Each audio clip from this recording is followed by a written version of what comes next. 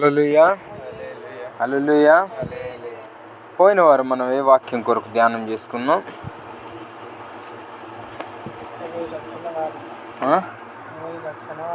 ఎవరి రక్షణ వారిదే. ఈ వాక్యం ఒక అద్భుతాన్ని తెచ్చింది మనకి. ఎక్కడో గుంటూరులో హాస్పిటల్లో ఒకరు విన్నారట. వాళ్ళు ఫోన్ చేశారు నాకు.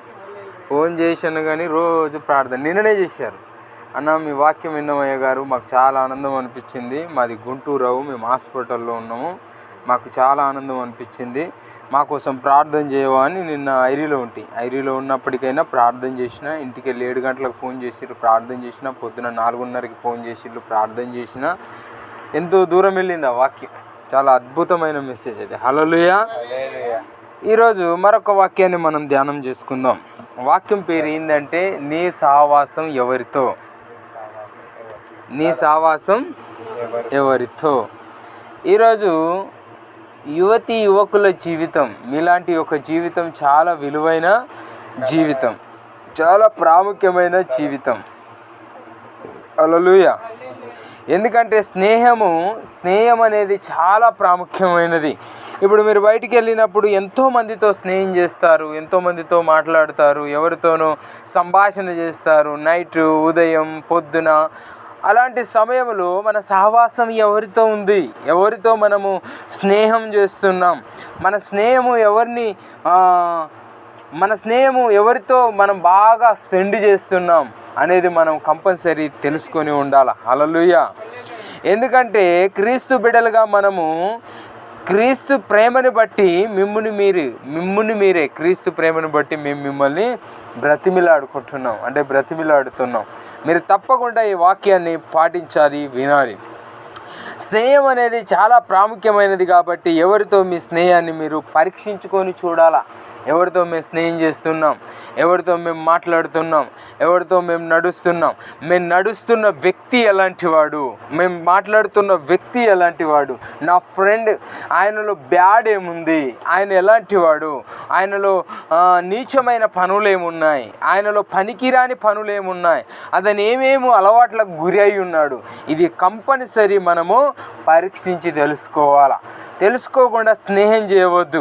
ఎందుకంటే తెలుసుకోకుండా స్నేహం చేస్తే మన జీవితాన్ని సాతానికి తాకట్టు పెట్టినట్టే. మనము నరకంలోకి పోతాం.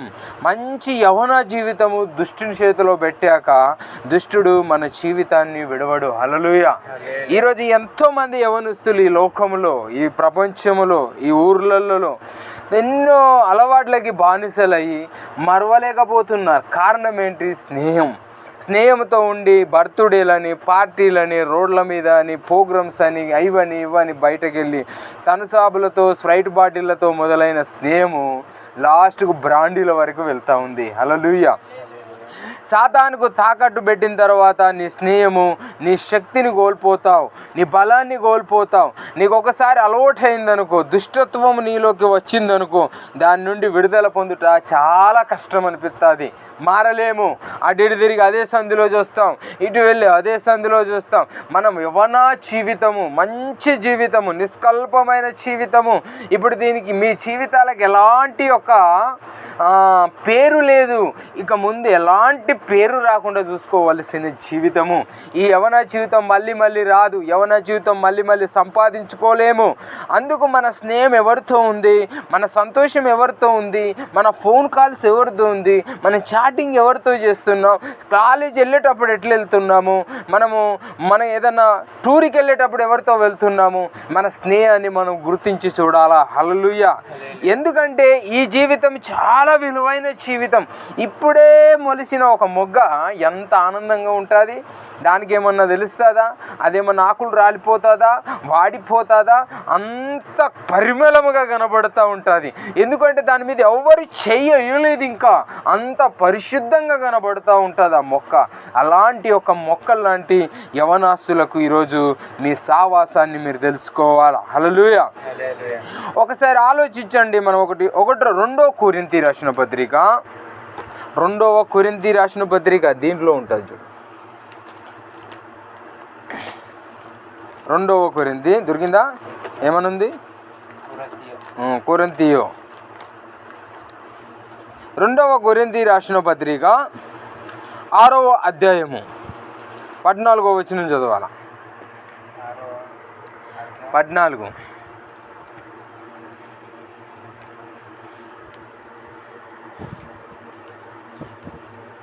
अविश्वासियों के साथ असमान जुए मैं न तुझको, क्योंकि धार्मिकता और अधर्म का न्याय मेल जोल या ज्योति और अंधकार की क्या संगति. హల్లెలూయా. ఇక్కడ ఏమని ఉన్నదంటే, మీరు అల్ప విశ్వాసులతో జోడీగా ఉండకండి. నీతికి దుర్నీతితో ఏమి సంగత్యము, వెలుగునకు చీకటితో ఏమి సొత్తు. హల్లెలూయా. ఇక్కడ ఏమంది, మీరు అల్ప విశ్వాసులతో జోడీ కలిసి ఉండొద్దు. రెండవ మాట ఏముందంటే, నీతికి దుర్నీతికి ఏమన్నా పొత్తుందా? వెలుగుకు చీకటికి ఏమన్నా పొత్తుందా? మీరు చెప్పండి ఒకసారి. వెలుగుకు చీకటికి ఏమన్నా పొత్తుందా? వెలుగు దగ్గర చీకటి ఉండగలుగుతుందా? చీకటి దగ్గర వెలుగు ఉండగలుగుతుందా? అంటే రెండు భాగాలు వేరువేరుగా ఉన్నట్టుగా మీరు వెలుగుకు చీకటికి ఏమి సొత్తున్నదైతే అందుకు విశ్వాసిగా, ఒక బిడ్డలుగా, ఒక మంచి పౌరులుగా మీరు దేవుని యొక్క సంగీతములు మీరు ఉండాలా. హల్లెలూయా. క్రీస్తుని నమ్మిన మనము సావాసం ఎవరితో ఉండాలంటే విశ్వాసులతో ఉండాలా. విశ్వాసులతో మాట్లాడాలా. మంచి ఆనందాన్ని ఇవ్వాలా. మీకు ఏదైనా చెడు యొక్క సావాసం ఉంటే డబ్బులు ఇచ్చైనా మంచిదే కానీ వదిలేయ. అర్థమైందా? డబ్బులు ఇచ్చైనా పర్వాలేదు కానీ ఆ సంగీతాన్ని ఏం చేయాలా?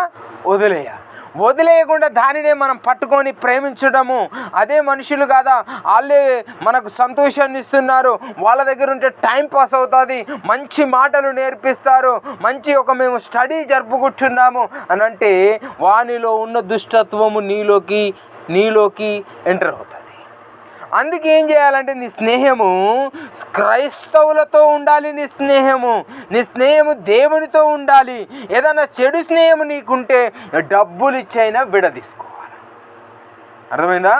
ఎందుకు నేను ఈ మాటలు చెప్తున్నానంటే, మీరు ఇప్పుడు చాలా ప్రాముఖ్యమైన మనుషులు, ధైర్యం గల మనుషులు, ఏ పనైనా చేయగలిగిన సత్తా మీలో ఉంది, ఎక్కడికైనా నడవగలిగిన ఆనందము మీలో ఉంది. ఇలాంటి జీవితాన్ని మీరు కొంచెం పోయి లోకంలో పడేస్తే ఆ లోకంలో నలిగిపోతూ ఉంటారు. ఈరోజు ఎన్నో కుటుంబాలు తాగడానికి బానిసయ్యాయి, భార్య పిల్లలను వదిలేటి బానిసయ్యాయి. ఇవన్నీ ఎందుకు బానిసయ్యాయంటే వారి యొక్క యవ్వన జీవితంలోనే వాళ్ళు చెడిపోయారన్నమాట. పెళ్ళిళ్ళు చేసుకునే తర్వాత ఎక్కువ శాతం చెడిపోరు. ఎప్పుడు చెడిపోయారంటే యవ్వన కాలంలోనే వారి జీవితాలను నాశనం చేసుకొని ఇప్పుడు కుటుంబాలుగా విడిపోతూ ఉన్నారు. పిల్లల యొక్క బాధ్యత లేదు, భార్య యొక్క బాధ్యత లేదు, తల్లిదండ్రి యొక్క బాధ్యత లేదు. వారి జీవితం విచ్చలవిడిగా అయిపోయింది. లోకంలో వారు సంసార యాత్ర చేస్తూ ఉన్నారు, వారికి తెలియని యాత్ర. కారణం చెడు యొక్క స్నేహం. హల్లెలూయా. ఇంకేమనుందంటే దుష్టుని యొక్క సంగీతాన్ని మనము పట్టుకోకూడదు. 1వ కొరింథీ చూడండి ఒకసారి, అక్కడ ఏమనుంది? 1వ కొరింథీ, ఇప్పుడు 2వ కొరింథీ చదివాం కదా. 1వ కొరింథీ 16వ అధ్యాయము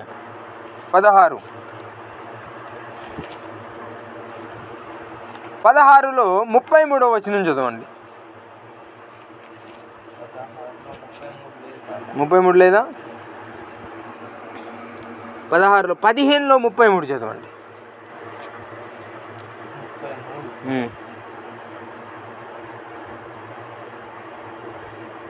धोखा न खाना, बुरी संगति अच्छे चरित्र को बिगाड़ देती है. హల్లెలూయా. నువ్వు ఒకసారి చదువు, నీకు దొరికిందా? చదువు. धोखा में खाना, बुरी संगति अच्छे चरित्र को बिगाड़ देते हैं. 1వ కొరింథీ చెప్పండి. 1వ కొరింథీ 15:33. ఓకే. హల్లెలూయా. చూడండి ఇక్కడ ఏమని ఉన్నదంటే 33వ వచనం 33 మోసపోకుండి దుష్ట సంగతము మంచి నడువడిని చెరుపును అని ఉంది అక్కడ. హల్లెలూయా. ఎంత అద్భుతమైన మాట రాశాడో పౌలు గారు. మోసపోకండి, దుష్ట సంగీతము మంచి దానిని ఏం చేస్తుంది? చెరిపేస్తుంది.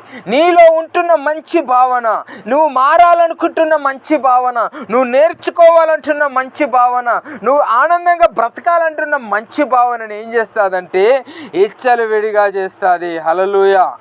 అందుకు నీ యొక్క సావాసము ప్రభుతో ఉండాలా, యేసుక్రీస్తుతో ఉండాలా. ప్రభు బిడలమైన మనం ఎలా ఉండాలంటే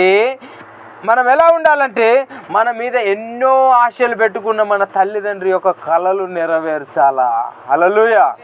నాకు 2-3 కుమారులు ఉన్నారు, నాకు బిడ్డలు ఉన్నారు, నా తల్లులు ఉన్నారు, మమ్మల్ని ఎంతో ప్రేమిస్తారు, ఎంతో గౌరవిస్తారని ఎన్నో కలలుగానే ఉంటారు. వాళ్ళు మంచి మంచి జాబులు చేస్తారు, వాళ్ళు మంచి మంచి చదువులు చదువుతారు. నా పిల్లలు బయటకు వెళ్ళినప్పుడు అనేకులతో మాట్లాడుతూ ఉంటారు, చెప్తూ ఉంటారు. తెలుసు, అక్కడ వెళ్ళి ఇక్కడ వెళ్ళి నా బిడ్డ అది చదువుతుంది, నా బిడ్డ ఇది చదువుతుంది, 10th క్లాస్లో ఉన్నది, 9th క్లాస్లో ఉన్నది, ఇప్పుడు డిగ్రీ, ఇప్పుడు ఇంటర్, ఇట్లా ఎన్నో రకరకాల ముచ్చట్లు చెప్తారు. ఎందుకో తెలుసా? నా పిల్లలు పెద్ద పొజిషన్లో ఉన్నారని ఒక కలగంటారు. వారిని కలలుగానే ఉండనివ్వద్దు. హల్లెలూయా. ఏం చేయాలంటే నెరవేర్చాలి వారి కలల్ని. వాళ్ళ కలల్ని మనము దృఢపరచాలి. వాళ్ళకు కన్నీటిని మిగిలించొద్దు. నీ తల్లిదండ్రులకు సిగ్గుచేటు బిడ్డగా పెరగద్దు. ఎవరు వచ్చి నా బిడ్డ విషయంలో తప్పు మాట్లాడతారు అని భయంతో బ్రతకద్దు. వాళ్ళు చాలామంది ఇంటికి వెళ్ళి ఎక్కడెక్కడో చూస్తే మనము బయటికి వెళ్ళి ఒక్కొక్క లొల్లి చేస్తారు. నీ కొడుకు ఇలాంటి వాడు, నీ బిడ్డ ఇలాంటిది, నీ యొక్క కుటుంబం ఇలాంటిది. అలాంటప్పుడు ఆ కన్న తల్లిదండ్రి మనసు ఎంత బాధ అనిపిస్తే చెప్పండి. బయటి వాళ్ళు వచ్చి అలా చెప్పినప్పుడు ఆ తల్లిదండ్రికి ఎంత దుఃఖం ఉంటుందో ఒకసారి చెప్పండి. ఒకసారి ఆలోచన చేయండి. చిన్నప్పటి నుండి కని పెంచి వారు ఎంతో కష్టపడి ఎంతో కూలీనాలి చేసి పెంచి మిమ్మల్ని అభివృద్ధి చెందమని ఈ లోకంలో మీకు మంచి భాగం, యవన భాగం, శరీరములు పెరిగి జ్ఞానం పెరిగి మీకు మీరు నడిచి మీకు మీరు కష్టపడి మీకు మీరు మంచి యొక్క ఆనందాన్ని అందుకునే సమయం వరకు వాళ్ళ రెక్కలతో మిమ్మల్ని పెంచారు. ఈరోజు మీది మీకు అయిపోయిన తర్వాత మాకు ఇష్టం లేదు, మేము ఈరోజు దేవుని యొక్క వాక్యాన్ని తిరస్కరించి దేవుని యొక్క మాటని తిరస్కరించి లోకముతో సంబంధం కలిగి ఉంటే నీ నడక, నీ జీవితము కన్నీరు మున్నీరైపోతుంది. హల్లెలూయా. నీ తల్లిదండ్రులు సిగ్గుచేటు బిడ్డగా నీకు మిగిలిచ్చి కన్నీరుని మిగిలిచ్చి పోతారు. వారి జీవితంలో మీ గురించి చెడు తలంపు రావద్దు. వారి జీవితంలో మిమ్మల్ని చూసి సంతోషించాలి, ఉల్లాసించాలి, ప్రార్థన చేయాలి మీ కొరకు. వాళ్ళు ఆ విధానంగా ఉండాలి. నా బిడ్డ మారాలి, నా బిడ్డ మారతలేడు, నా బిడ్డ ఇది, నా బిడ్డ వాళ్ళతో స్నేహము వీళ్ళతో స్నేహము చెప్తే వింటలేడు అనే స్థితిలో ఉండొద్దు నీ పిల్లలు. నీ తల్లిదండ్రి ఎట్లుండాలంటే ఒక ఆనందమైన స్థితిలో ఉండాలి. హల్లెలూయా, హల్లెలూయా. ఒకసారి మార్కు సువార్త 13వ అధ్యాయం 9వ వచనం. మార్కు సువార్త 13వ అధ్యాయం 9వ వచనం. మార్కు సుసమాచారం ఉంటుంది చూడు. 13వ అధ్యాయం మార్కు 13లో 9వ అధ్యాయం చదువు.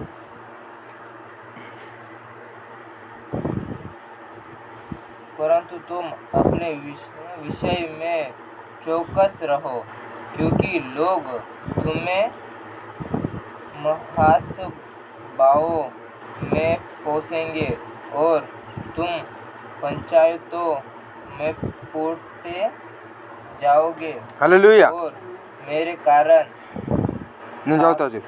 మిమ్ముని గురించి మీరే జాగ్రత్తగా ఉండుండి.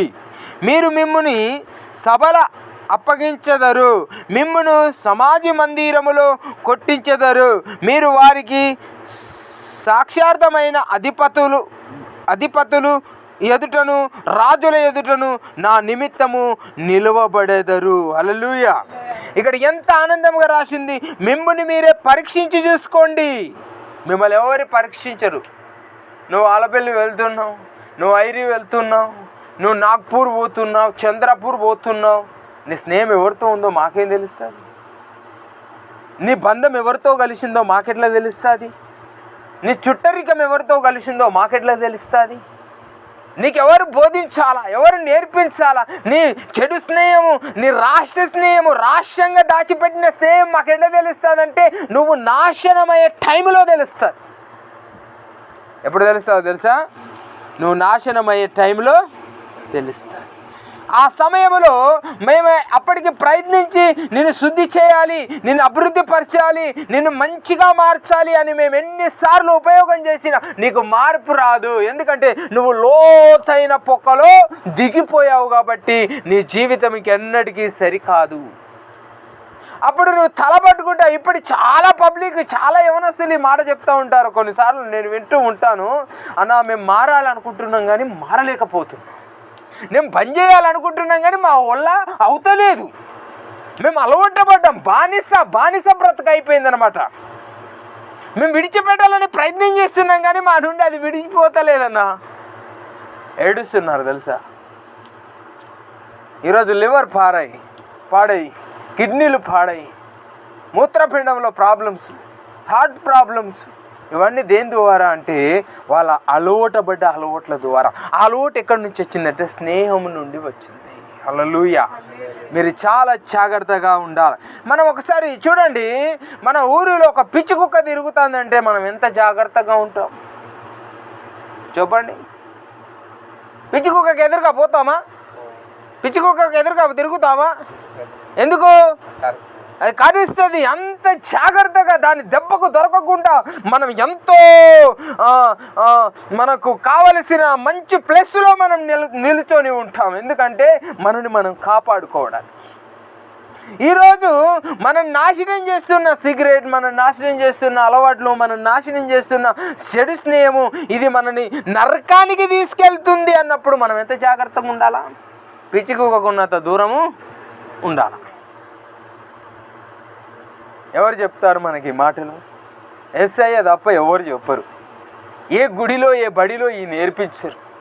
ఎందుకంటే తెలుసా, వారి యొక్క డ్యూటీ వారు కంప్లీట్ చేస్తారు. కానీ దేవుడు ఏమంటున్నాడంటే నేను మిమ్మల్ని నా పిల్లలుగా స్వీకరిస్తూ, నా బిడ్డలుగా స్వీకరిస్తూ ఉన్నా, నా కుమార్తెలుగా, నా కుమారులుగా, నా యొక్క బిడ్డలుగా మిమ్మల్ని నేను ముందుకు నడిపించాలి. నా పిల్లలు నా రాజ్యంలోకి రావాలి, నాశనకరమైన అగ్నిగుండములో పడకుండా ఉండాలి అని, దుష్ట సంగతము నువ్వు వేరు కావాలి అని దేవుడు నిన్ను కోరుకుంటున్నాడు. హల్లెలూయా, హల్లెలూయా.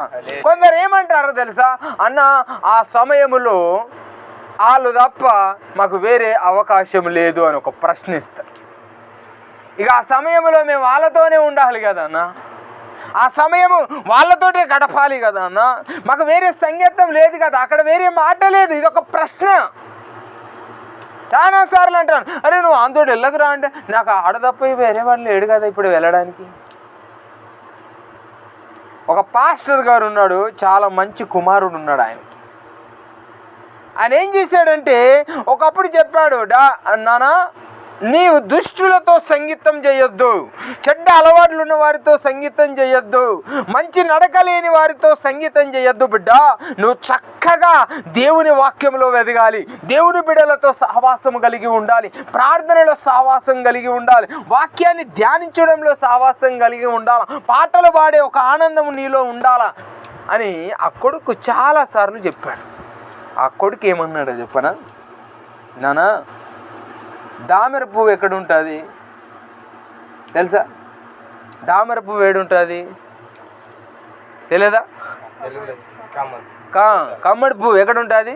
బురదలు ఉంటుంది. కానీ దానికి బురద ఉంటుందా? ఈయన ఆ కథ చెప్పాడు అనమాట తండ్రికి. ఏమని? దామెర పువ్వు, కమలం పువ్వు ఎక్కడ ఉంటుంది అంటే బురదలో ఉంటుంది, కానీ దానికి బురద అంటది కదా నాన్న.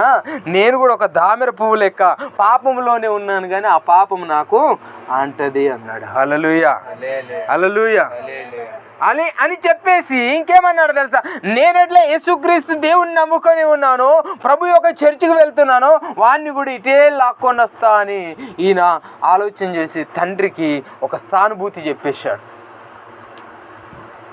ఆ రోజు మరుసటి రోజు వాళ్ళందరూ కలిసి ఎక్కడికి వెళ్ళారంటే కాలేజీకి వెళ్ళారు. కాలేజీలో ఏం చేశారు, కొంతమంది రౌడీలందరూ జమ అయ్యి ఈయన ఫ్రెండ్ మీద పడి కొట్టాలి అనుకున్నారు. ఎందుకంటే వాళ్ళ యొక్క అమ్మాయిని డిస్టర్బ్ చేస్తున్నాడు కాబట్టి. ఆ బంధువులు వచ్చి ఎప్పుడైతే పాస్టర్ గారి యొక్క కొడుకు ఫ్రెండ్ ఉన్నాడో ఆ ఫ్రెండ్ని కొట్టాలి అనుకొని అందరు కలిసి గురేసుకున్నప్పుడు అంతలో బస్సు వచ్చేసి వీళ్ళిద్దరు కలిసి బస్సులో ఎక్కేశారు. వీడికి తెలుసు వీళ్ళెన్నటికైనా నన్ను కొడతారు, నన్ను చంపేస్తారని దుష్టునికి తెలుసు. కానీ పక్కనున్న దైవ సేవకుని కుమారుడు ఉంది, ఆయనకు తెలియదు. ఎందుకంటే ఈయన బురదలో ఉన్నాడు కానీ బురద అంటుకుంటున్నాడు అన్నమాట. వెంటనే వాళ్ళు బస్సు ఎక్కారు. బస్సు ఎక్కిందంటే కిటికీ తలుపులు బలగలు కొట్టుకొని వాడు వెళ్ళిపోయాడు. వేడి దొరికాడు. వేడి కూడా ఆయన ఫ్రెండేరా అని చెప్పేసి 2 కాళ్ళు ఇరగొట్టి వెళ్ళిపోయారు. ఇది వాస్తాయి. హల్లెలూయా. బెడ్ మీద వేశారు కొంచెం బయట. డాక్టర్ అన్నాడు 2 కాళ్ళు పనిచేయనాయి. చెప్పండి ఎంత భయంకరమైన విషయం. దుష్టుడు దెబ్బ తీసుకున్నాడు. దుష్టుడితో సంగీతం చేసిన వాడు 2 కాళ్ళు పోగొట్టుకున్నాడు. ఇప్పుడు ఎలా నడవాలా, ఎలా పరిగెట్టాలా, ఎలా సంపాదించుకోవాలా, ఎవడు జాబ్ ఇస్తాడు, ఎవరు బయటికి తీసుకెళ్తారు, ఎవరు కూర్చోబెడతారు, అందమైన ఈ ప్రపంచం దేవుడు చేసిన ఈ మంచి ప్రపంచాన్ని ఎలా తిరిగి చూడాలా, ఎవరు చూపెట్టడానికి కారకులు ఎవరు? ఆ రోజు 2 చేతులు తలకాయ కొట్టుకొని ఏడుస్తూ ఉన్నాడు. తెలుసా, డాడీ నువ్వు చెప్పినప్పుడు వింటే నా జీవితం బాగుపడేది. ఈరోజు నేను నా జీవితాన్ని బాగు చేసుకోలేకపోయాను, నా జీవితాన్ని శుద్ధి చేసుకోలేకపోయాను. నేను 2 కాళ్ళు పోగొట్టుకున్నాను. ఇప్పుడు నేను బెడ్పై ఉన్నాను. నన్ను బయటకు ఒకరు తీసుకెళ్ళాలా, లోనికి ఒకరు తీసుకురావాలా, నాకు బిస్కీ పెట్టాలా, నన్ను కూర్చోబెట్టాలా. నా పరిస్థితి బ్రతుకు కాలం అంతా ఇంతేనా? అంతే. చెప్పండి, ఇది ఎక్కడి నుంచి వచ్చింది? ఈ బాధ ఆయనకి ఎక్కడి నుంచి వచ్చింది? నువ్వు చెప్పు ఒకసారి. స్నేహం. తెలుసా, మనము అమాయకంగా వెళ్ళిపోతూ ఉంటాం ఈ లోకంలో. మనకన్నా మంచి వాళ్ళు ఉన్నారు ఈ లోకంలో, మనకన్నా కిల్డర్ వాళ్ళు ఉన్నారు, మనకన్నా మంచి నేర్చుకునే వాళ్ళు ఉన్నారు, మనకన్నా మంచి ఒక జబర్దస్త్ వాళ్ళు ఉన్నారు, దెబ్బకు దొరికిన వాళ్ళు. మనం ఆ స్థితిలో మన యొక్క జీవితం మీద అయిపోతూ ఉంటుంది. హల్లెలూయా. లాస్ట్ ఒక వాక్యాన్ని చూసుకొని మనం ప్రార్థన ముగించుకుందాం. మత్తయి సువార్త 5వ అధ్యాయం. మత్తయి సువార్త 5వ అధ్యాయం 13వ వచనం. చదువు యోగేష్. మత్తయి సువార్త 5వ అధ్యాయము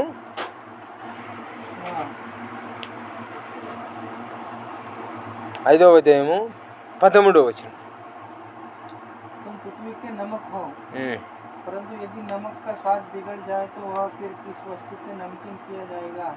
फिर वह किसी काम का नहीं, केवल इसके की बाहर फेंका जाएगा और मनुष्य को पैरों चले रोंदा जाएगा. హల్లెలూయా. ఇక్కడ ఏమనుందంటే 13వ అధ్యాయంలో, మీరు లోకానికి ఉప్పు అయి ఉన్నారు. ఉప్పు నిష్కరమైతే ఇది దేవుని వలన సారము పొందును. ఇది బయట పారవేయబడి మనుషుల చేతను త్రొక్కబడుటకే కానీ మరి దేనికి పనికిరాదు. హల్లెలూయా. ఇక్కడ ఏమని ఉన్నదంటే, మనం ఏమై ఉన్నామట? లోకానికి ఉప్పు అయి ఉన్నాం. ఈ ఉప్పు ఎంత రుచిగా ఉంటుందో ఒకసారి చెప్పగలుగుతారా? రుచి ఉంటుందా? రుచి ఉండదా? ఉండదా? ఉంటుంది. ఇప్పుడు కూరలో వేసామనుకో ఎంత రుచి వస్తూ ఉంటుంది. ఏ దాంట్లోనైనా ఉప్పు వేయవచ్చు. పచ్చడాలు వేసామనుకో సంవత్సరాలు తరబడి పచ్చడ చెదిరిపోకుండా ఉంటుంది. కారణం ఏంటి? ఉప్పే. దానికి కారణం ఏంటి? ఉప్పే. ఆ ఉప్పు ఎన్నో రుచులకి ప్రతి దాంట్లో వేయవచ్చు.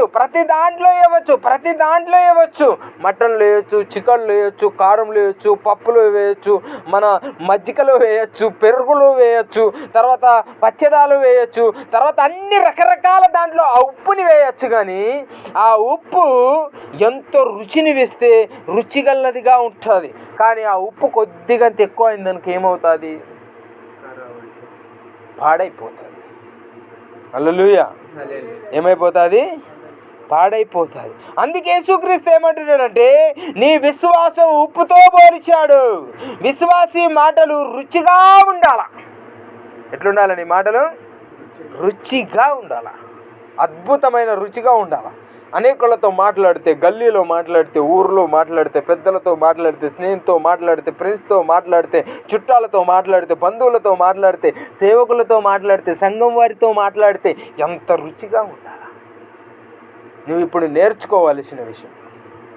నువ్వు నేర్చుకోకుండా ఉప్పు లాంటిగా మారిపోయి, ఉప్పు కన్నా విషముగా మారిపోతే బయట పారవేయబడతావు, త్రొక్కబడతావు, నువ్వు హింసించబడతావు. అనేకులు నిన్ను చూసి నిన్ను తిరస్కరించి మాట్లాడుతూ ఉంటారు. ఆ రోజు నువ్వు కన్నీరు కార్చవలసిన అవసరం వస్తుంది. హల్లెలూయా. ఆ రోజు నువ్వు ఏడవాల్సిన అవసరం వస్తుంది. ఆ రోజు నిన్ను నువ్వు చూసుకొని ఇబ్బంది పడాల్సిన అవసరం వస్తుంది. బయటకు వెళ్ళినప్పుడు చాలామంది చాలా రకాలు చెప్తారు, రుచిగల్ల మాటలు. ఏం మాటలు చెప్తారు తెలుసా? అబ్బాబా అమ్మాయి ఎంత బాగుంది చెప్తారా? చెప్పరా? ఎప్పుడైనా చెప్పారు ఎవరన్నా? ఆ యొక్క సినిమా ఎంత బాగుంది చెప్పారా లేదా? ఆ యొక్క డ్రెస్ మోడల్ ఎంత బాగుంది చెప్పారా లేదా? ఇలాంటి మాటలు ఇవి నిన్ను నీవే పాడు చేస్తాయి. నీ మాటలు ఇలా ఉండకూడదు. ఉప్పు ఎక్కువైతే బయట పారవేయబడుతుంది, జాగ్రత్త. ఉప్పు ఎక్కువ అయితే బయట పారవేయబడుతుంది. అందుకని నువ్వు ఎందులో ఉండాలంటే వెలుగులో ఉండాలా. వెలుగు ఎక్కడున్నా తన దగ్గర చీకటి ఉండదు. వెలుగు ఇక్కడ ఉంది, చీకటి ఉందా? ఇదే వెలుగుని బయట తీసుకెళ్ళి పెట్టు, చీకటి ఉంటుందా? అదే వెలుగుని ఇంకొక చీకటిలోకి వచ్చిపోయి పెట్టు, చీకటి ఉంటుందా? నువ్వు ఎక్కడుంటే అక్కడ వెలుగే ఉండాలి. చీకటి ఎంత మాత్రమును ఉండకూడదు. హల్లెలూయా. చివరికి ఒక మాట చెప్పి నేను వాక్యాన్ని ముగించేస్తాను. ఒక వ్యక్తి ఉన్నాడు, చాలా మంచి యవనస్తుడు. అమెరికాలో జాబ్ వచ్చేసింది. ఎక్కడ? అమెరికాలో. తెల్లారితే అమెరికా వెళ్ళిపోవాలా. తెల్లారితే వీసా తయారైపోయింది, టికెట్ తయారైంది, ఫ్లైట్ టైం తెలుసుకున్నాడు, బ్యాగ్ మొత్తం సర్దుకున్నాడు. చాలా ఎట్లా అంటే ఇట్లా పడుకొని ఇక ఏంటంటే ఇంకొక 8 గంటలు 6 గంటలు అయితే లేవగానే ఫ్లైట్ టైం అయిపోతూ ఉంటుంది, నేను అమెరికా జాబ్ చేయడానికి వెళ్ళాలా. హల్లెలూయా. అలా వ్యక్తి రెడీగా సిద్ధపరచుకున్నాడు. ఆ 6 గంటల సమయంలో ఒక ఫ్రెండ్ ఫోన్ చేశాడు. ఏమని చెప్పాడు తెలుసా? రేపు పొద్దున నువ్వు అమెరికా వెళ్తున్నావు కదా, చివరిగా మనం ముగ్గురం కలిసి కబుర్లు చెప్పుకుందాం, మా రూమ్కి రా అన్నాడు. ఏం చెప్పుకుందాం అన్నాడు? కబుర్లు అంటే తెలుసా? మాటలు చెప్పుకుందాం రండి అని చెప్పేసి. సరే, ఇక నేను పొద్దున ఎట్లాగో వెళ్ళిపోవాల్సిందే. నా ఫ్రెండ్స్ని నేను కలవడం చాలా కష్టం అవుతుంది. నేను చాలా లాంగ్ టూర్లో ఉన్నాను, అంటే ఈ దేశం కాక మరొక దేశానికి నేను బయలుదేరబోచున్నానని చెప్పేసి ఫ్రెండ్స్ కొరకని ఆ రూమ్లోకి వెళ్ళిపోయాడు. హల్లెలూయా, హల్లెలూయా. ఆ రూములో వెళ్ళిపోయి మాటల చేతబడి, మనుషుల చేతబడి ఎంతో ఆనందంతో నవ్వుతూ తుల్లుతూ అగాయత్తంగా ఒక అమ్మాయిని పిలిపించుకున్నారు అక్కడికి. చివరి కోరిక. హల్లెలూయా. చివరికి ఆ అమ్మాయి యొక్క విషయం బయటపడేసి పొద్దున్న 6 గంటలకి పోలీసులు వచ్చేసారు. హల్లెలూయా. ఇప్పుడు అమెరికా వెళ్ళాల్సిన వాళ్ళు ఎక్కడికి వెళ్తున్నాడు? పోలీస్ స్టేషన్ పోతూ ఉన్నాడు. జాబ్ పోయింది, గంగల కలిసింది. 20 సంవత్సరాలు చదువుకున్న చదువు వేస్ట్ అయిపోయింది, ఖర్చు పెట్టిన ఖర్చు వేస్ట్ అయిపోయింది. ఫ్లైట్ టికెట్ ఉన్నది చేతిలో. సార్ నేను తప్పు చేయలేదు సార్, వాళ్ళు రమ్మంటే వచ్చేసి. నాకు తెలియదు సార్. ఇందిరా, నీకు తెలియకుండా ఎవరు వచ్చేసారు? నీకు తెలియకుండా అమ్మాయిని పిలిపించుకున్నారా? వీడికి తెలియదు పాపం. వాస్తవం ఏంటంటే వీడికి తెలియదు, వాళ్ళిద్దరు పిలిపించుకొని పెట్టుకున్నారు లోపల. సార్ నాకు తెలియదు సార్, ప్లీజ్ సార్, నేను అమెరికా వెళ్ళాలి సార్, నాకు వీసా దొరికింది సార్, నాకు జాబ్ ఉంది సార్, ₹1,00,000 సంపాదించేసి జాబ్ సార్, నేను ఇన్ని రోజులు కష్టపడిన life sir, me please sir అని వాళ్ళు వెంటబడి గిజగిజలాడుచు వాళ్ళని ఎంతో బ్రతిమిలాడాడు. కానీ వాళ్ళు మాత్రం విడవాలి. చూసావా? ఒక రెప్ప బాటుల అమెరికా పోవలసిన మనిషి జైలు కూడి తింటున్నాడు. హల్లెలూయా. కారణం ఎవరు చెప్పండి ఒకసారి? చెప్పాలా? ఫ్రెండ్స్. ఈరోజు అందరు అలా ఉంటారని చెప్తలేదు, కొంతమంది మంచి ఫ్రెండ్స్ కూడా ఉంటారు. కానీ మనం ఫ్రెండ్షిప్ ఎవరితో చేస్తున్నాం, మన సావాసం ఎవరితో? నేను మొదలే చెప్పాను వంశం, మన సావాసం ఎవరితో మనం గమనించి చూసుకోవాలి. చివరిగా ఒక మాట చదివి మనం ప్రార్థన చేసుకుందాం. సామెతలు 22 నీతి వచనం. 22వ అధ్యాయం 24వ వచనం. 24.